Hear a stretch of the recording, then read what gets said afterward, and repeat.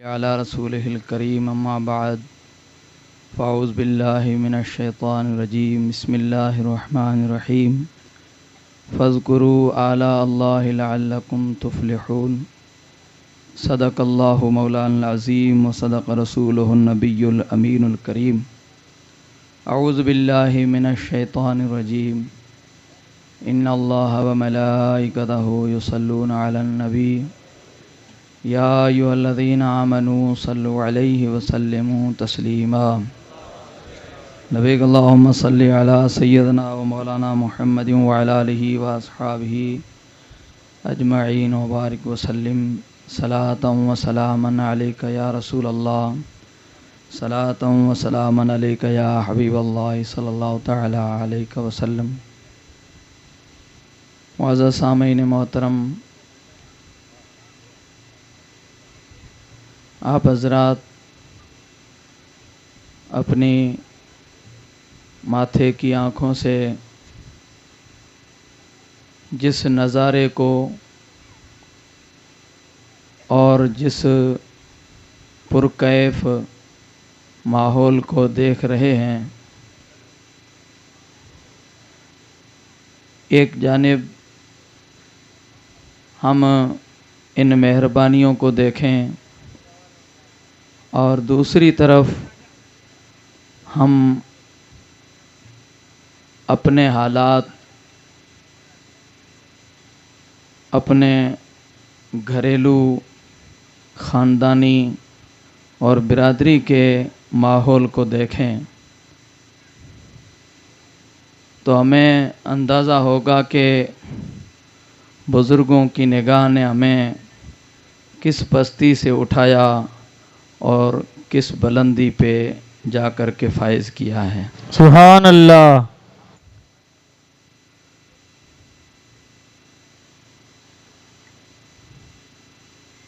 دارالعلوم فیض صدیقیہ سوجا شریف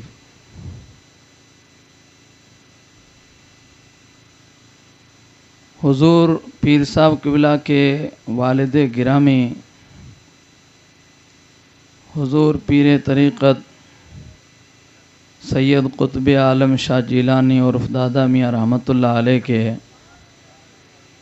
مزار پاک پر 1986 میں قائم ہوا. سوجا شریف گاؤں کو آباد ہوئے تقریباً 200 سے زائد سال گزر چکے ہیں. اس سوجا شریف کی بستی کے برادری کے جو لوگ ہیں، درس برادری کے یہ بزرگوں کے سچے غلام ہمیشہ سے، جس روز یہ گاؤں آباد ہوا، مسجد قائم ہوئی اور مدرسہ شروع ہوا، گاؤں کے آباد ہونے سے لے کر کے آج تک اس گاؤں کے مدرسے کو کبھی ایسا ٹائم نہیں آیا کہ یہ مدرسہ بند ہوا. اس روز سے دیکھا جائے تو سوجا شریف سے ہونے والی، اٹھنے والی تعلیم و تعلم کا سلسلہ 200 سال سے چل رہا ہے.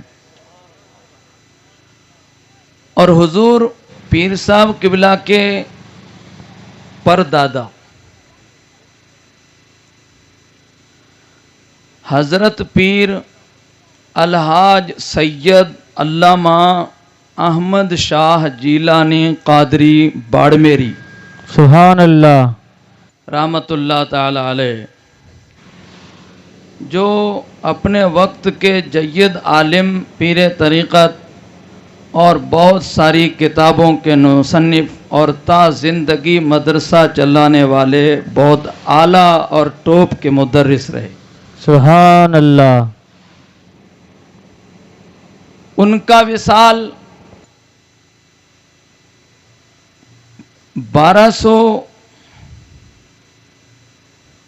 1299 میں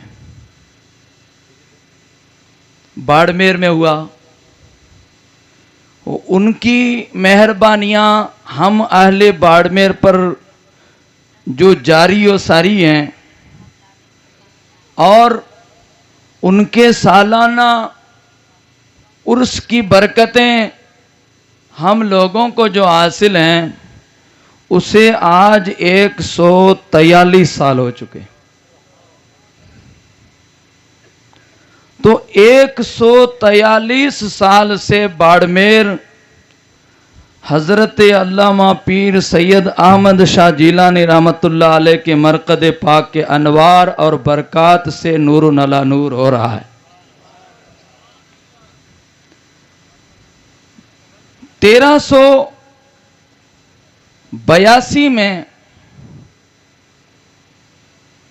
पीर साहब किबला के वालिद गिरामी हजरत पीर सैयद कुतुब आलम शाह जीलानी रहमतुल्लाह ताला अलैह का विसाल गांव भुआर में हुआ।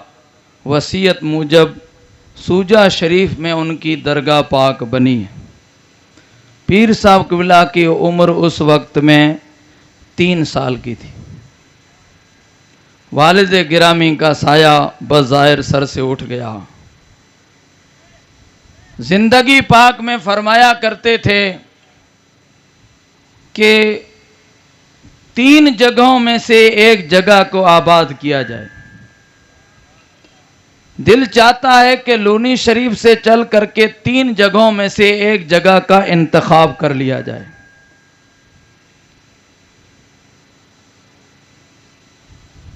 एक छाजाला, एक सालारिया और एक सूजा शरीफ।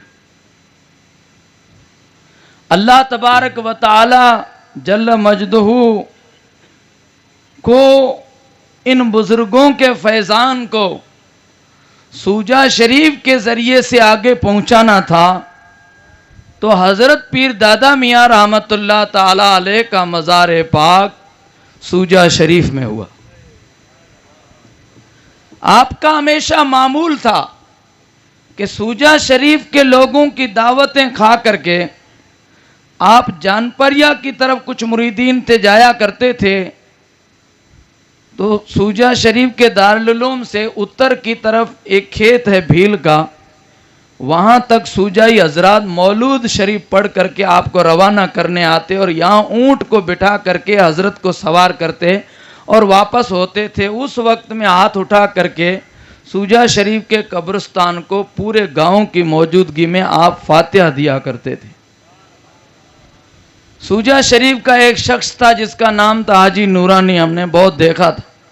वो बारहा इस रिवायत को बयान किया करता था कि जिस साल हजरत का विसाल हुआ, हम लोग आपको मौलूद पढ़ करके इस जगह पर लेके गए, आप ऊंट पर सवार होने लगे, तो आपने खिलाफे मामूल उस फातिहा पढ़ने को कतई याद ही नहीं किया। आप सवार होकर के रवाना होने लगे तो हमने याद दिलाया कि हजरत ये कब्रिस्तान में पास में फ़कीर सोए हैं, इन्हें आप हमेशा मामूल के मुताबिक याद करते हैं, आज फातिहा नहीं पढ़ रहे हैं। फरमाया इंशाअल्लाह वापस आकर के फातिहा पढ़ेंगे और खूब फातिहा इंशाअल्लाह होगी। वो रवानगी आपकी हुई। दौरा 18 दिन दौरा बाद में चला और 18वें दिन हजरत का जनाजा मुबारक सूजा शरीफ आया और उन फुकरा पर वो फातिहा पढ़ी जाने वाली है जो करीब में किसी जगह पर पढ़ी नहीं जाती है। इस गांव को जिस रोज आबाद किया गया, एक बुजुर्ग जिसके इस इलाके में मुरीदीन हैं तशरीफ लाए मुल्तान शरीफ के। लोगों ने अर्ज किया, हजरत हम तो हमेशा खाना बदोशी की जिंदगी गुजारते हैं, जहाँ घास होता है अपने गाय बकरियां लेकर के चले जाते हैं, हमारा कोई गांव तय नहीं है। अब हमने सूजा शरीफ को तय कर लिया, हमेशा के लिए हम लोग अब यहाँ रह रहे हैं, तो कभी जनाजा हो जाता है तो यहाँ से 60 कोस दूर जाकर के दफन करते हैं।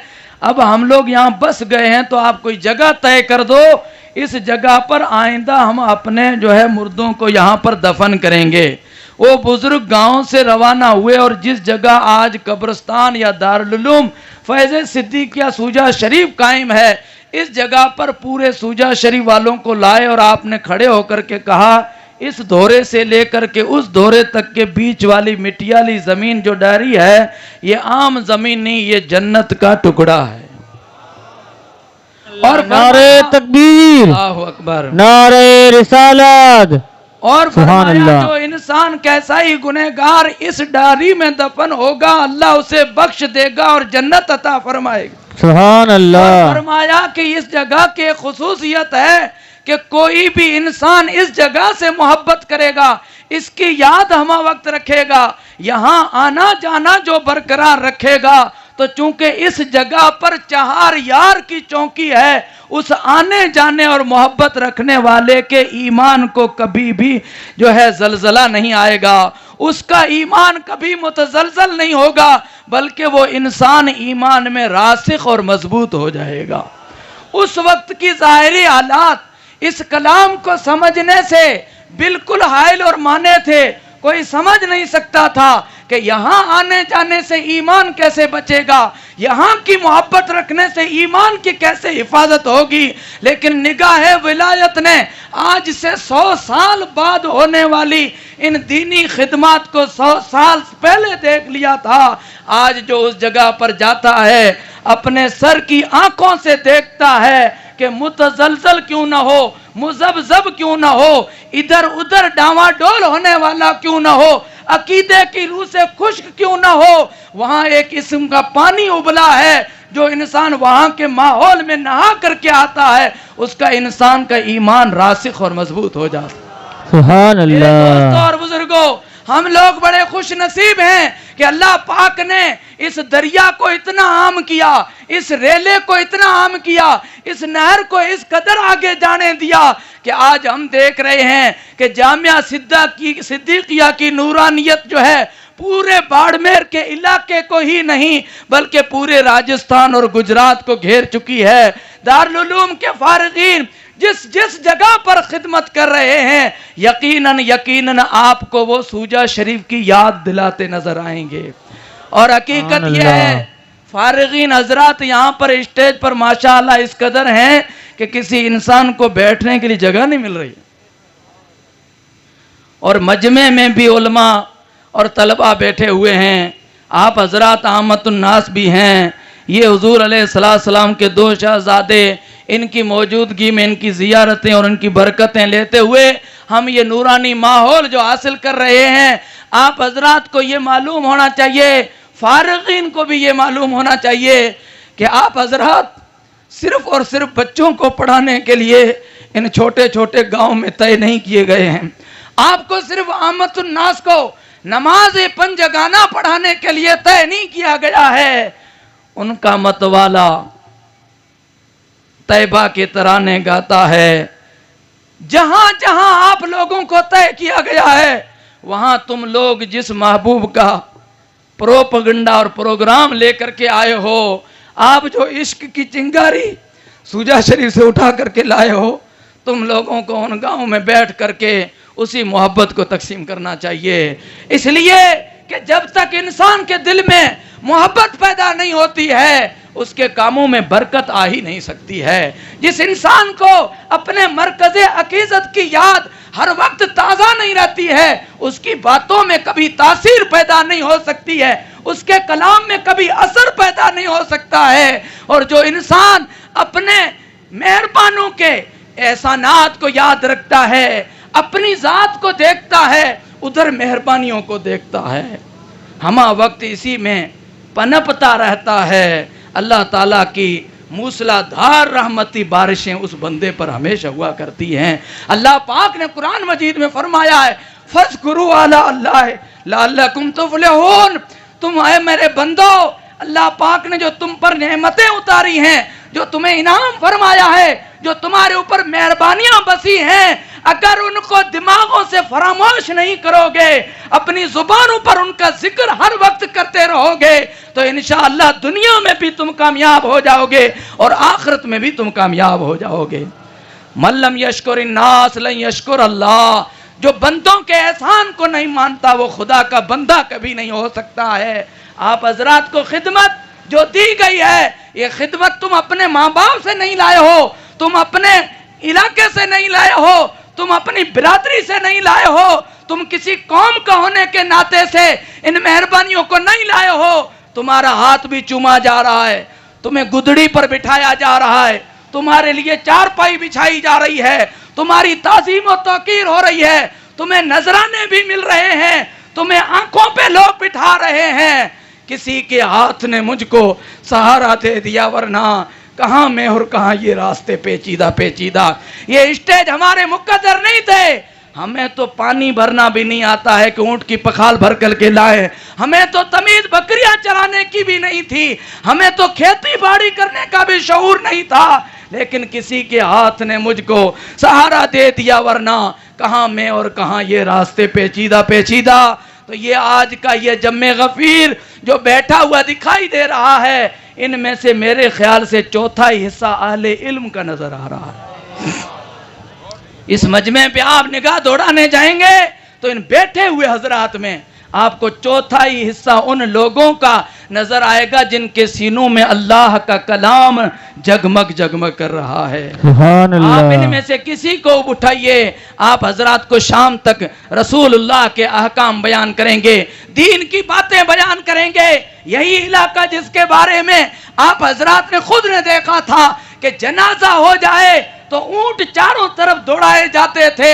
سائی سے امام لے کے آؤ, پاٹودی سے امام لے کے آؤ, بالوترا پہنچ جاؤ, 2 دن لگ جائیں, 3 دن لگ جائیں.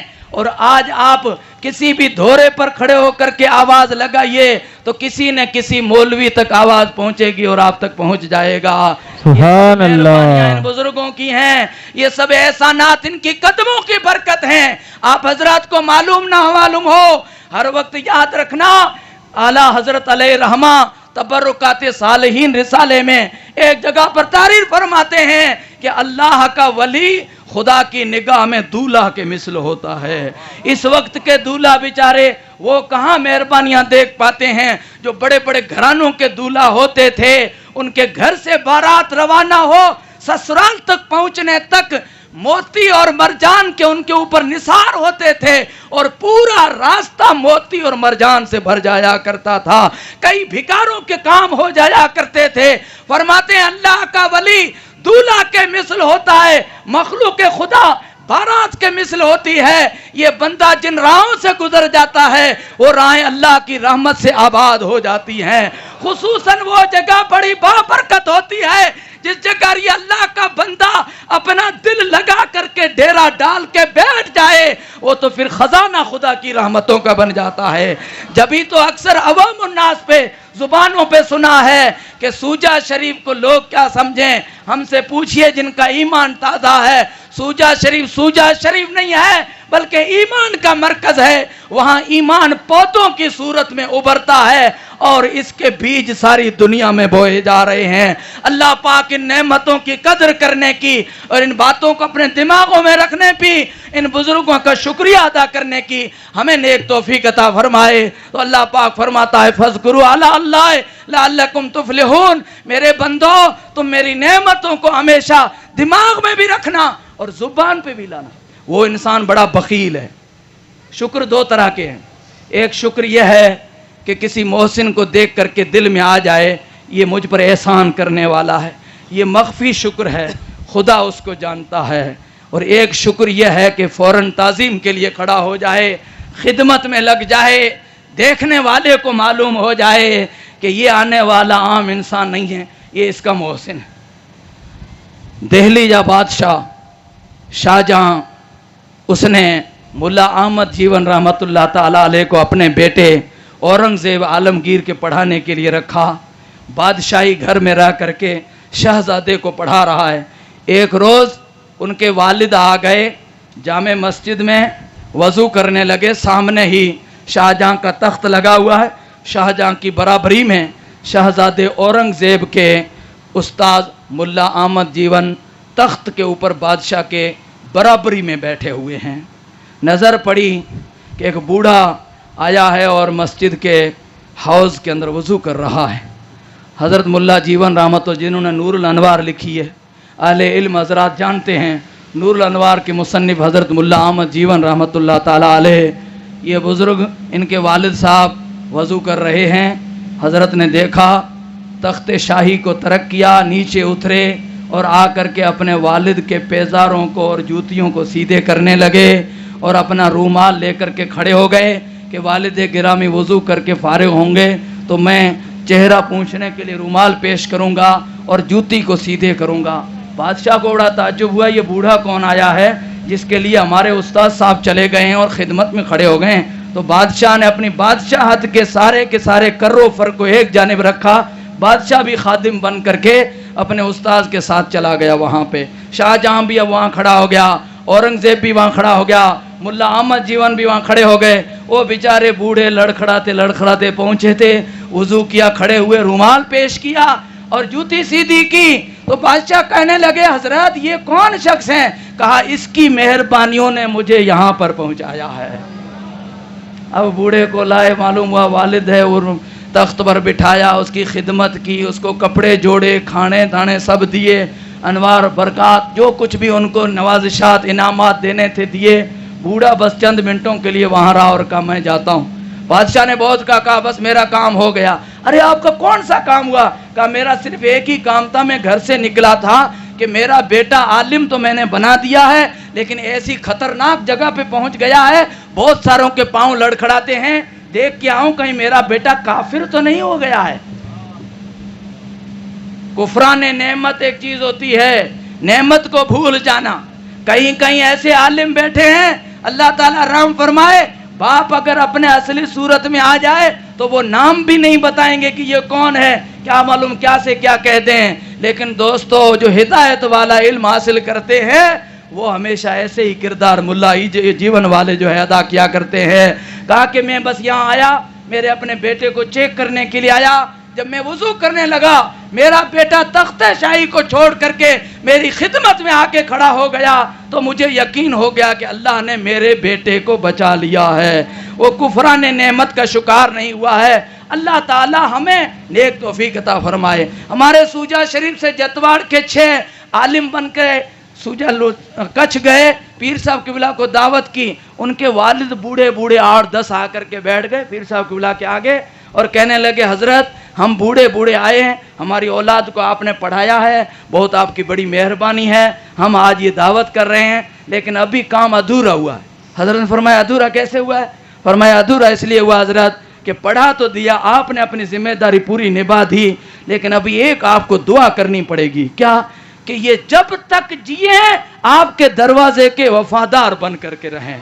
सुभान अल्लाह। नहीं करेंगे तो हम ये समझेंगे कि आपने इनको सिखाया पढ़ाया नहीं है, बल्कि उल्टी लाइन लगा दिया है। इसलिए 10 बस्ता दुआ है, जितनी मेहरबानियां आज तक की हैं, एक मेहरबानी यह भी कर दो कि जिंदगी भर तराने सूजा शरीफ के ये लोग गाते रहे। इसलिए अल्लाह ताला हम लोगों को अल्लाह पाक की नेमतों को याद करने, याद रखने और जुबान पे लाने की नेक तौफीक अता फरमाए। इस बरकत से इंशाअल्लाह अदब ताजेस अज़ लुत्फ़े इलाही बिना बरसर बिरो हर जा के खाही, हर जगह जाएंगे इंशाअल्लाह, इज्जत कदम चूमेगी। वमा अलैना इल्लल बलाग व आखिर दावाना अनिल हम्दुलिल्लाहि रब्बिल आलमीन। अस्सलामु अलैकुम।